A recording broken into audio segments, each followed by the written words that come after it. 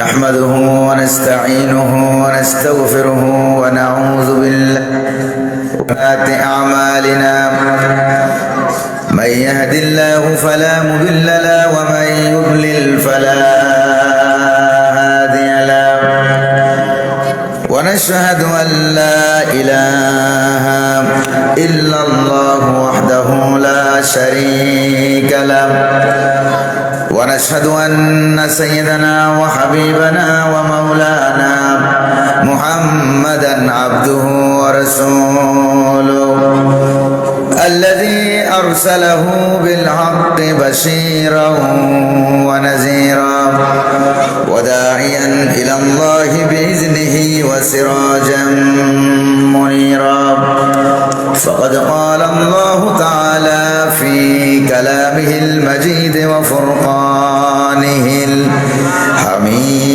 الحميد أعوذ بالله من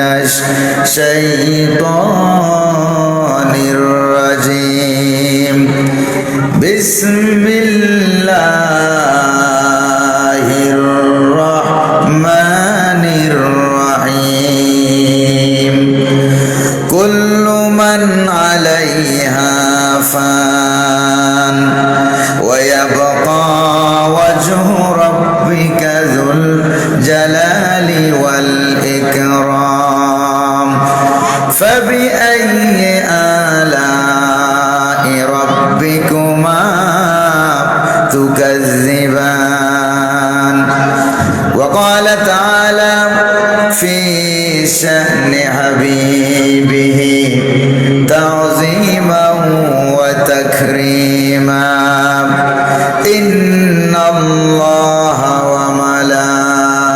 وملائكته يصلون على النبي يا أيها الذين آمنوا صلوا عليه وسلموا تسليما اللهم صل على مولانا محمد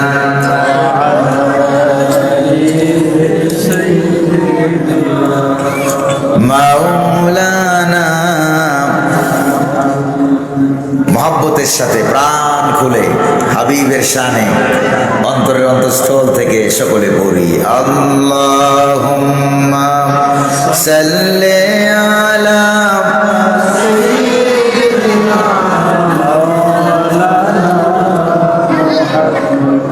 ওয়া আলা আলি সাইয়্যিদিনা মাওলানা بلغ العلا بكماله كشف الدجى بجماله حسنت جميع خصاله صلوا عليه पिलाए साक़िए कौसर ने मुझको जाम वहदत का ओ सीना हमारा खजाना उसकी ना तो मदाहत का बलगल लौला कशफत दुजा बिजमालिही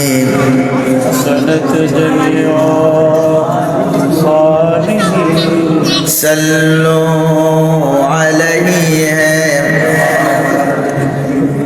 सुल्तान अरब फख्रे जहां साकिए कौसर सलार उमम खत्म रसूल शाफिए महशर बलगल उला कशफत दुजा बिजमालिही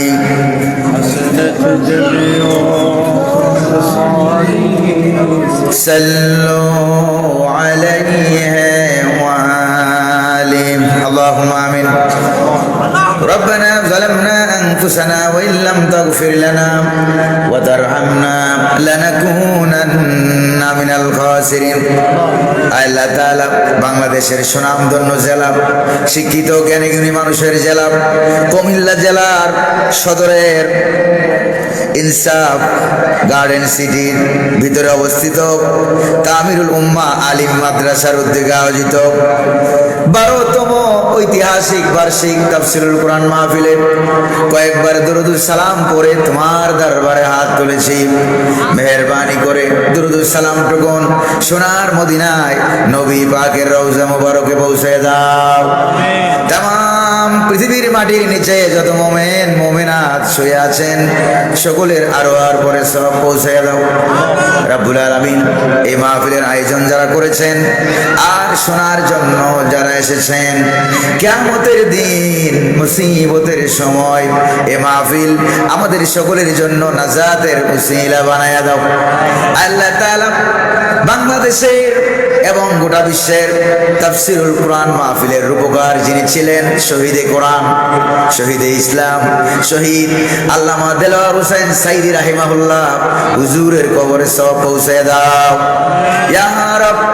करम तू अगर करे ओ बात दे जवा को जो दिल पर असर करे।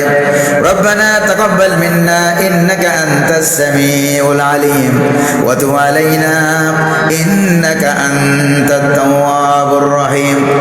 सुब्हान रब्बिका रब्बिल इज्जति अम्मा यसिफून व सलामुन अलल मुरसलीन वल्हम्दुलिल्लाहि रब्बिल आलमीन। সদরে জলসা সম্মানিত সভাপতি তামিরুল উম্মাহ আলিম মাদ্রাসার উদ্যোগে আয়োজিত কুমিল্লা শহরের প্রাণ কেন্দ্রে অবস্থিত আজকের এই ঐতিহাসিক 12তম তাফসীরুল কোরআন মাহফিলের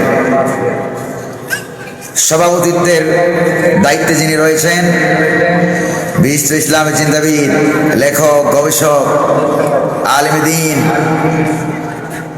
তামিরুল মিল্লাত কামিল মাদ্রাসা টঙ্গীর সম্মানিত অধ্যক্ষ মুদির হযরতুল আল্লাম মাওলানা ডক্টর হিফজুর রহমান সাহেব দামাত বারকাতুহুল আলিয়া। আজকের মাহফিলের সম্মানিত প্রধান মুফাসসির কোরআন, খ্যাতি সম্পন্ন ব্যক্তিত্ব, সুদূর সিলেট থেকে আগত আলেম দ্বীন হযরত মাওলানা অধ্যাপক ডক্টর মোহাম্মদ ফয়জুল হক সাহেব বারাকাল্লাহু ফি হায়াতি। আজকের মাহফিলের যিনি আলোচনা পেশ করেছেন কিছুক্ষণ আগে বাংলাদেশ মাদ্রাসা শিক্ষা বোর্ডের সম্মানিত পরিদর্শক, এর আগে বয়ান পেশ করেছেন, আলোচনা পেশ করেছেন বন্ধুবর আলেম দ্বীন মুফাসসির কোরআন হযরতুল আল্লাম মুফতি দেলোয়ার হোসেন হামিদি সাহেব। আমার ডান পাশে উপস্থিত রয়েছেন বন্ধুবর আলেম দ্বীন মাওলানা মুফতি উমর ফারুক হেলালি সাহেব, অত্র মাদ্রাসার সম্মানিত অধ্যক্ষ মুফাসসির কোরআন, আলেম দ্বীন, মানুষ তৈরির কারিগর, অত্র মাদ্রাসার সম্মানিত প্রিন্সিপাল হযরত মাওলানা মোহাম্মদ রাশিদুল হক সাহেব সহ মঞ্চে উপবিষ্ট মেহমান বৃন্দ, বিশেষ অতিথিবৃন্দ, অত্র প্রতিষ্ঠানের শিক্ষক শিক্ষিকা বৃন্দ, আসাতিজে কেরাম, ছাত্রছাত্রীবৃন্দ, আমার সামনে উপস্থিত কোরআন প্রেমিক ইসলাম প্রিয় ভাইরা, পর্দার আড়ালের মা এবং বোনেরা,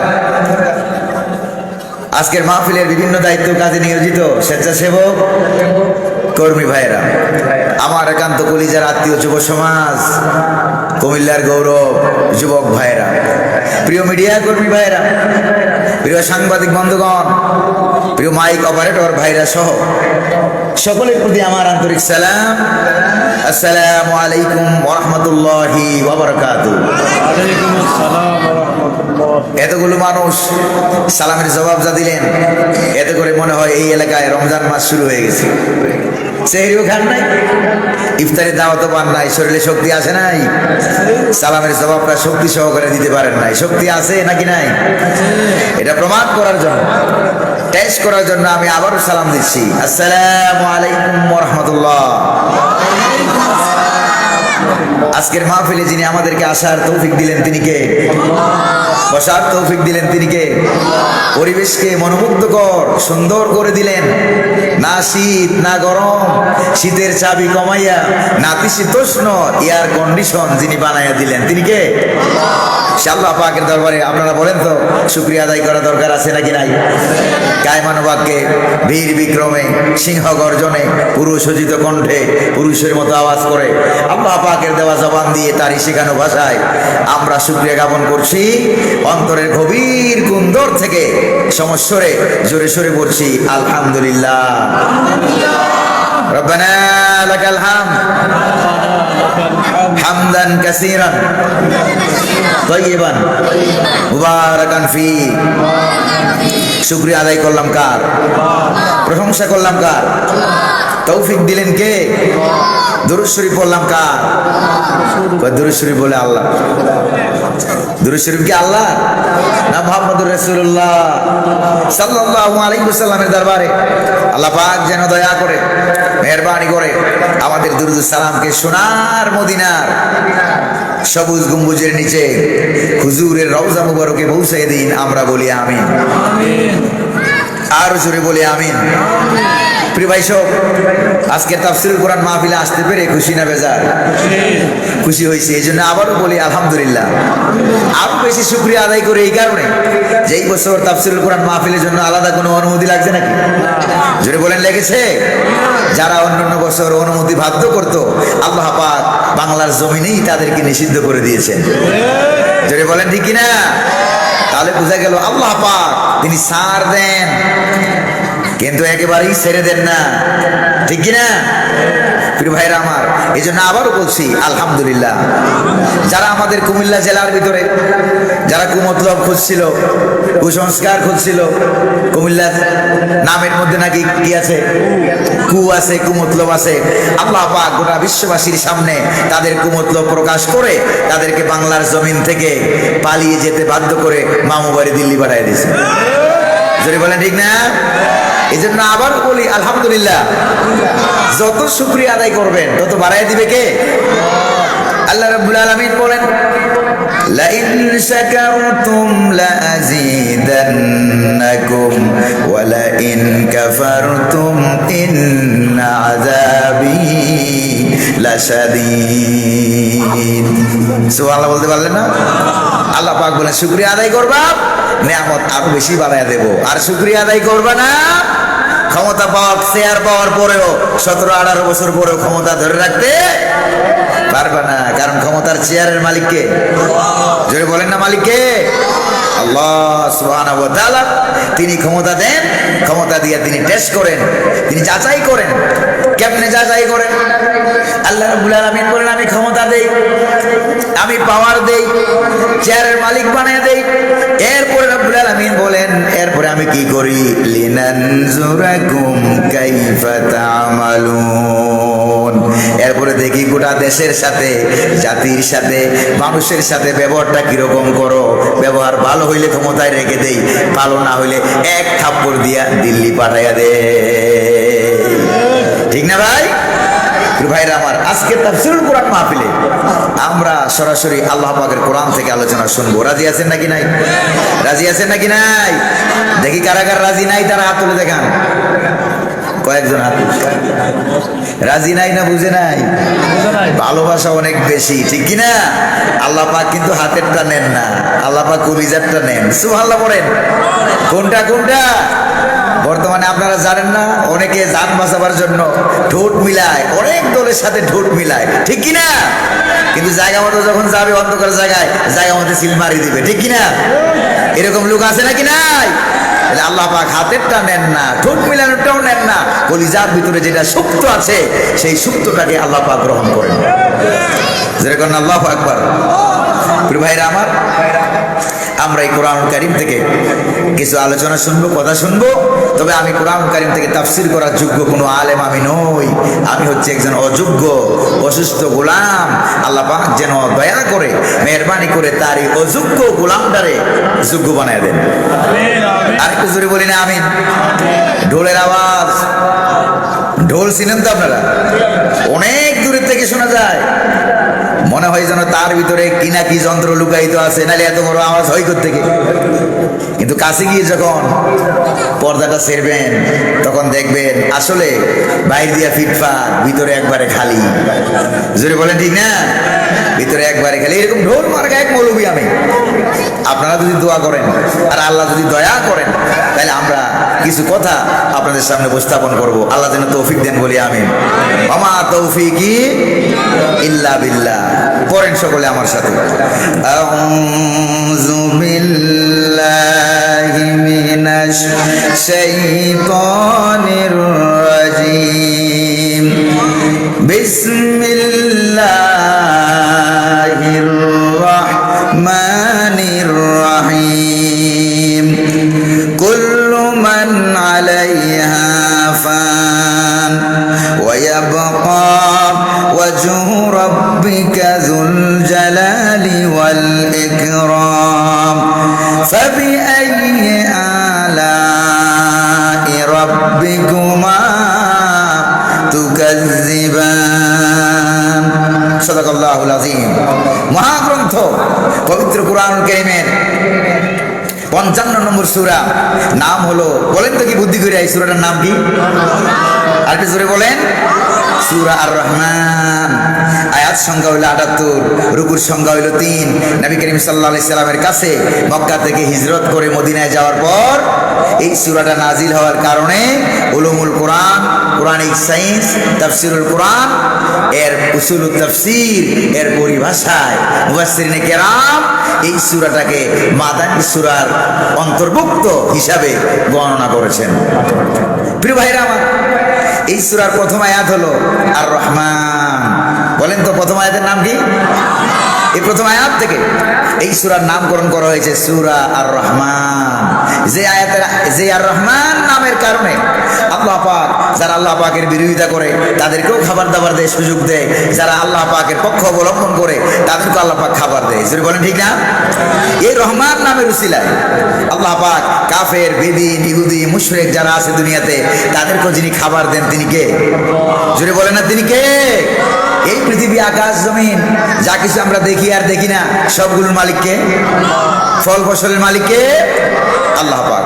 এই জন্য কবি নজরুল কত সুন্দর করে বলেছিলেন, এই সুন্দর ফুল সুন্দর ফল মিঠা নদীর পানি, খুদা তোমারি মেহেরবানি, খুদা তোমারি মেহেরবানি। ঠিক না? পড়েন, এই সুন্দর ফুল সুন্দর ফল মিঠা নদীর পানি, খুদা তোমারি মেহেরবানি, খুদা তোমার মেহেরবানি। কার কার দয়া, কার মায়া? আল্লাহ পাকের দয়া, মায়া, মমতার কোনো অভাব নাই। যেখানে দেখবেন সেখানে আল্লাহ পাকের রহমত ছড়িয়ে ছিটিয়ে আছে। সুবহানাল্লাহ। প্রিয় ভাইরা আমার, যেখান থেকে আমি আপনাদের সামনে আয়াত তেলাওয়াত করেছি সূরা আর রহমানের 26, 27 এবং 28 নম্বর আয়াত, তিনটা আয়াত আপনাদের সামনে তেলাওয়াত করেছি। রব্বুল আলামিন বলেন, এই পৃথিবীতে যা কিছু আছে সব ধ্বংস হয়ে যাবে। কি হয়ে যাবে? যা কিছু আছে পৃথিবীতে সব ধ্বংস হয়ে যাবে। প্রিয় ভাইরা আমার, আর যিনি ধ্বংস হবেন না, বাকি থাকবেন, তিনি কে? আরো জোরে বলেন না, তিনি কে? তিনি শুধু বাকি থাকবেন। প্রিয় ভাইরা আমার, শুধু তিনি বাকি থাকবেন ব্যাপারটা এরকম না। এটা হলো কোরআনুল কারীমের আয়াত। এই আয়াতটাকে উসুলে ফিকার পরিভাষায় বলা হয় আমে মাখসুস অথবা আম খুসসা মিনহুল বাস। অর্থাৎ এরকম ভাবে আম আয়াত, ব্যাপক অর্থবোধক আয়াত, যেটা থেকে হাদিস শরীফের মাধ্যমে কিছু কিছু জিনিসকে আলাদা করা হয়েছে। যেরকম সুবহানাল্লাহ। এই আয়াত থেকে বোঝা যায়, কি বোঝা যায় জানেন? এই আয়াত থেকে বোঝা যায় শুধু আল্লাহ রাব্বুল আলামিন তিনি বাকি থাকবেন। আর হাদিস থেকে বোঝা যায় কিয়ামতে ইসরাফিল আলাইহিস সালাম যখন সিংহায় ফুৎকার দিবেন, তখন আল্লাহ পাকের সৃষ্টি জগতের ভিতরে আরো 11টা সৃষ্টি বাকি থাকবে। যেরকম সুবহানাল্লাহ। আরো জোরে বলেন না, কয়টা? জোরে বলেন না, কয়টা? এই পৃথিবী কি থাকবে না ধ্বংস হয়ে যাবে? 11টা জিনিসের নাম আমি বলবো আজকে, কিয়ামতের সময় এগুলি ধ্বংস হবে না। সুবহানাল্লাহ বলেন না? প্রিয় ভাইরা আমার, এই পৃথিবী আল্লাহ রাব্বুল আলামিন সৃষ্টি করেছেন, সেখানে আকাশ আছে নাকি নাই, জমিন আছে নাকি নাই? প্রিয় ভাইরা আমার, এমন একটা সময় আসবে ইসরাফিল আলাইহিস সালাম সিংহা নিয়ে দাঁড়িয়ে আছে, তিনি সিংহায় ফুৎকার দিবেন, ঠিক কিনা? ফুৎকার দেওয়া মাত্রই আকাশগুলি ভেঙ্গে চুরমার হয়ে যাবে। কোরআনে কারিমে অন্যত্র বলা হয়েছে, ইযাস সামাউ ফাতারাত ওয়া ইযাল কাওয়াকিবু ইনতাসারাত। আকাশগুলো বিদীর্ণ হয়ে যাবে, ফেটে যাবে, ছিটকে পড়ে যাবে, ভেঙ্গে চুরমার হয়ে যাবে। চাঁদ এবং সূর্য আলো হারিয়ে ফেলবে, চাঁদ এবং সূর্যকে আল্লাহ পাক এক জায়গায় করে ফেলবেন।